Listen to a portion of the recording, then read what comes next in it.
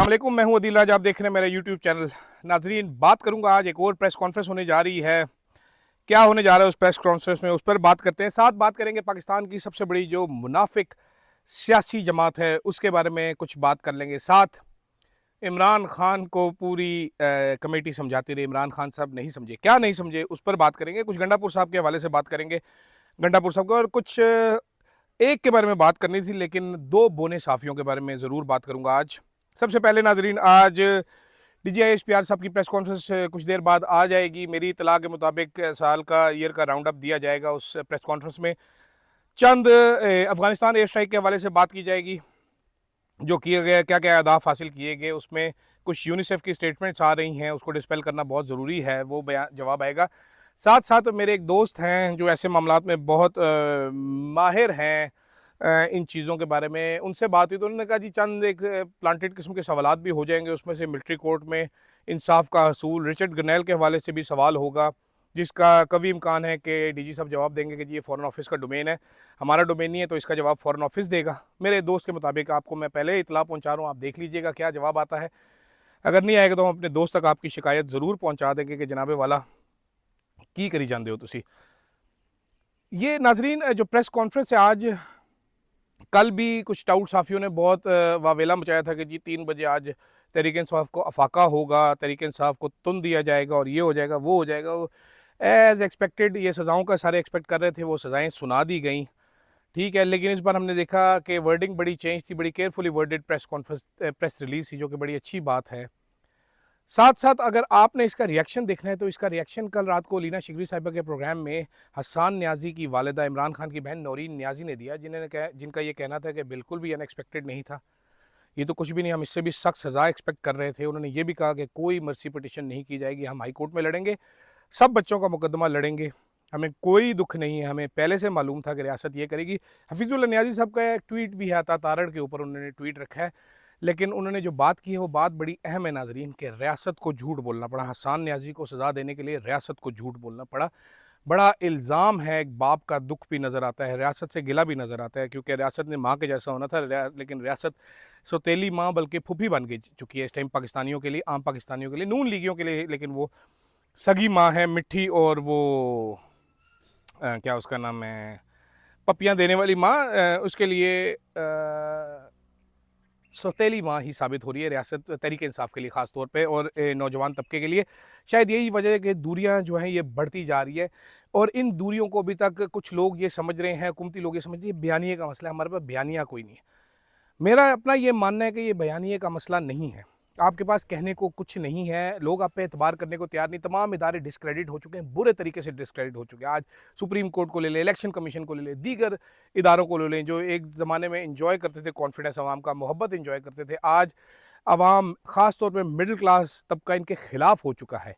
ये मेरी लाइन आप याद रखने कि मिडिल क्लास तबका इनके खिलाफ है इस वक्त, और ये इन इदारों को भी अच्छे तरीके से एहसास है, लेकिन वो कुछ कर नहीं पा रहे, अपनी अपनी अना, अपनी ज़िद, अपने ज़ाती मफादात में जकड़े गए हैं ये इदारे, या मजबूर हैं, जो भी कह लीजिए।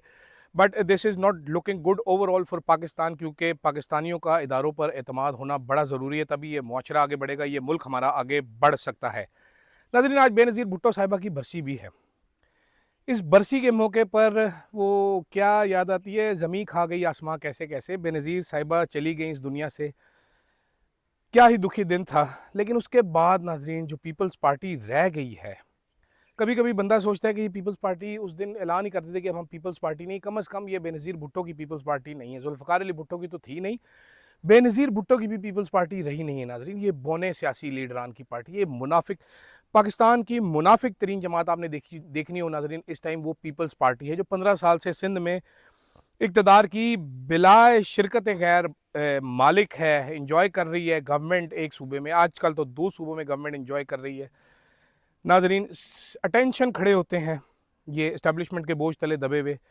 इनके जो नए लीडर आए थे, सोचा ये गया था कि पार्टी में नई रूह फूंक देंगे, वो अपनी रूह ही लगता है कब्ज़ करवा बैठे हैं, एक लफ्ज़ आवाम के लिए बोल नहीं सके, एक लफ्ज़ इनके मुंह से निकलता नहीं है आवाम के लिए। तमाम गवर्नमेंट के, इस फाशिस्ट गवर्नमेंट के असल इनेबलर, असल बिहाइंड द सीन फाशिस्ट ये पीपल्स पार्टी गवर्नमेंट है। आप ये याद रखिएगा, बिलावल भुट्टो की हिमायत के बगैर ये पीपल्स पार्टी चल नहीं सकती। बिलावल मजबूर, जिनको आज आवाम जानती है, क्योंकि वो मजबूर थे, ये 26वीं आईनी तरमीम करवाते थे, भागे फिर रहे थे, जो अदलिया का उन्होंने बेड़ा गर्क किया। जो इंटरनेट की बंदिश पे आजकल ये जाली किस्म की तकरीरें कर रहे हैं, ये झूठे हैं, ये लोग मुनाफिक हैं। इनके बड़े से बड़ा, खैर कमर जमान कायरा साहब का क्या ही कहना, किस बुरे तरीके से वो एक्सपोज हो चुके हैं, जो एक ज़माने में बड़े दानिश्वर समझे जाते थे पाकिस्तान पीपल्स पार्टी की। अब तो बात बिलावल भुट्टो जरदारी पे भी सवालात उठना शुरू हो गए, और बेशुमार सवालात उठना शुरू हो गए कि क्या लेवल है इनका, किस किस्म का इनका लो लेवल है और लो इंटेलेक्ट है। बहुत सारे लोग ये सवाल करते हैं, और आप देखें इनके इनके करतूत अभी देखते जाएं आगे इक़्तिदार के लिए। नाजरीन, ये किस किस हद तक गिरते हैं, आप वो देखिए ज़रा। ये आज तकरीरें भी होंगी, आज बड़े बड़े ऐलानात भी होंगे, आज पीपल्स पार्टी अपना शो ऑफ पावर भी करेगी, आज अपनी दोबारा कमिटमेंट एंड रिजॉल्व शो करेगा बेनज़ीर भुट्टो के नज़रिए के साथ। This is not Benazir party any more. ये आप जहन में रखिएगा, ये एक मुनाफिक जमात है जो अपने 2 टके के फ़ायदे के लिए इस मुल्क पे किसी भी किस्म का जुल्म करने से बाज नहीं रहेगी। ये हकीकत है इस पार्टी की, सबको ये मालूम होनी चाहिए और इन क्लियर वर्ड्स मालूम होनी चाहिए। नाज़रीन, अब ज़रा एक और आपको इंटरेस्टिंग खबर देते हैं। कल रात को मैंने आपको बताया था कि भाईजान ये जो इमरान खान साहब को डील पहुंची है गंडापुर साहब के ज़रिए पहुंची। अब उसमें नई अपडेट है। अपडेट ये है भाईजान कि गंडापुर साहब ने ये डील किसके साथ डिस्कस की थी। गंडापुर साहब ने ये डील डिस्कस की थी मोहसिन नकवी के साथ। मेरे पास कंफर्म्ड इतला ये मौजूद है कि गंडापुर और मोहसिन नकवी की इस पे बात हुई, इधर मोहसिन नकवी का था we can get it done, जिसके बाद गंडापुर साहब ये डील लेके इमरान खान साहब के पास पहुंचे और बेइज्जती करा के वहाँ से वापस लौटे। इमरान खान इससे पहले भी जो कल एक बात कहलवाई गई साहिबजादा हामिद रज़ा से कि गंडापुर पे मुकम्मल एतमाद का इजहार किया इमरान खान, मेरा ख्याल है गंडापुर साहब की काफ़ी बेइज्जती कर चुके हैं। तहरीक इंसाफ के चंद लोगों से मेरी बात हो रही थी, वो कहते थे एक तो गंडापुर साहब झूठ बहुत बोलते हैं और दूसरे बड़े ही डरपोक हैं, इनके डेल डोल पे ना जाएँ, इनके आप जाली किस्म के नारों पर ना जाए, ये बड़े फसड्डी किस्म के इंसान हैं जो डर जाते हैं। मालूम नहीं, लेकिन एक और जो थे साहब वो ये कह रहे थे, बल्कि कल शहजाद अकबर साहब ने भी ये वीलॉग किया शायद, कि गंडापुर साहब को नाम गुड बॉय रखा हुआ है मोहसिन नकवी साहब ने, कि जी वो मेरे साथ तो बड़े गुड हैं, बड़े गुड बॉय हैं। तो वो भी आपके सामने ही है अभी।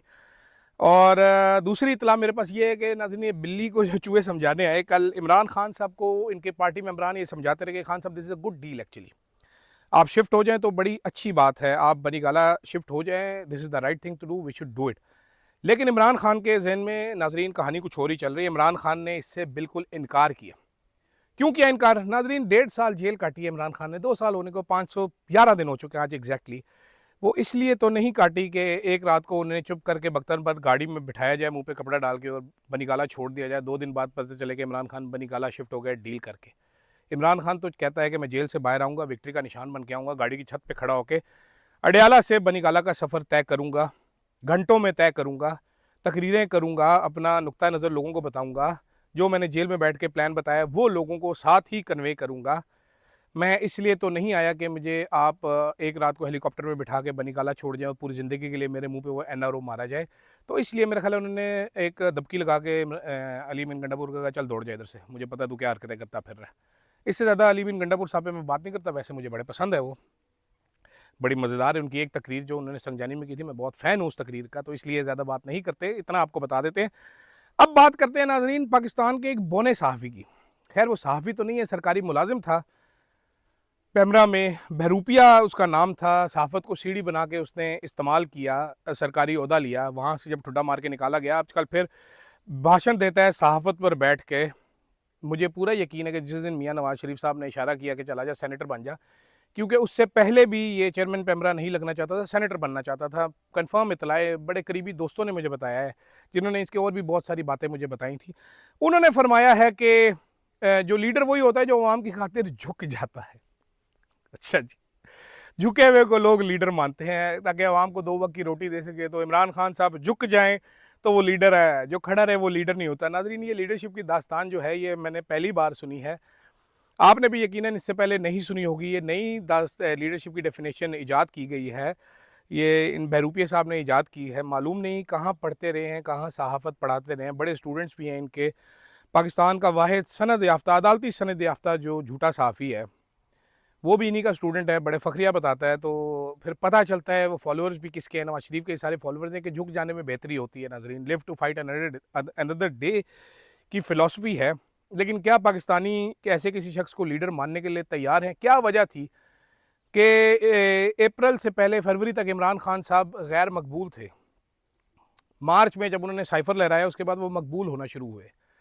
8 अप्रैल को वो मकबूलियत की उस मेराज पर पहुंच चुके थे जब 9 अप्रैल को निकाला गया उनको, कि 10 अप्रैल को आवाम बगैर किसी की आवाज़ दिए खुद ही सड़कों पर निकल आई और पूरी रात एहतजाज करती रही। ऐसा पहले कभी पाकिस्तान में नहीं हुआ, ये 70 साल में पहली बार हुआ था।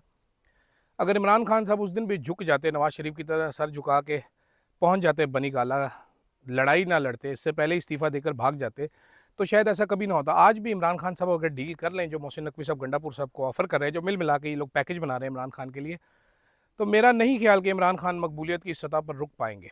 तो ऐसे बोने सहाफ़ी नाजरीन इस किस्म की बातें करते रहेंगे, इनको इग्नोर करना है, इनका एक्सपोज करना है। इसी तरह की एक बोना सहाफ़ी है, वो सरकारी हाजन उनको कहा जाता है उर्फ़ आम में।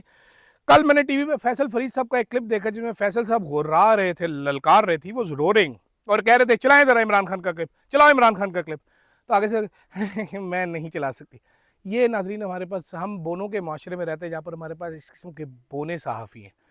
जो बड़ा सहाफ़ी था नाजरीन वो झुका नहीं, वो खड़ा रहा, वो मेरा भाई था, वो अरशद शरीफ था। ऐसे लोग आज भी पाकिस्तान में मौजूद है जो खड़े रहते हैं। जान दे दी उसने, अपना नज़रिया नहीं दिया, अपनी सोच नहीं दी, नहीं कहा कि मैं भाईजान आपकी लाइन पुल करूंगा, मैं आपके लिए इमेज बिल्डिंग करूंगा। जान चलेगी उसकी, और उसको मालूम था उसके साथ क्या हो रहा है। बहुत सारी बातें हैं, खैर ये कभी डिटेल में करेंगे।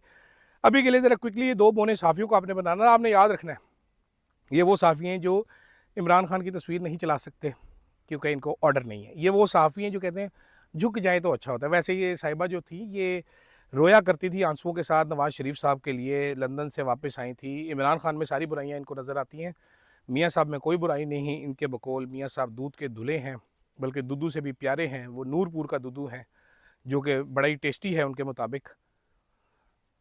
खैर आजकल ऐसे ही साफ़ी आते हैं नाज़रीन पाकिस्तान में, क्या कर सकते हैं, बोलने वाले बड़े कम रह गए हैं। अपना ख्याल रखिए, फीडबैक ज़रूर दीजिएगा, कमेंट ज़रूर कीजिएगा। देखिए ज़रा डीजीआई एसपीआर साहब की प्रेस कॉन्फ्रेंस देखें, क्या होता है, हमारे खबरी की खबर सही साबित होती है या कुछ और भी बातें होती हैं। फ़िलहाल के लिए इतना नाज़रीन, इजाज़त दीजिएगा।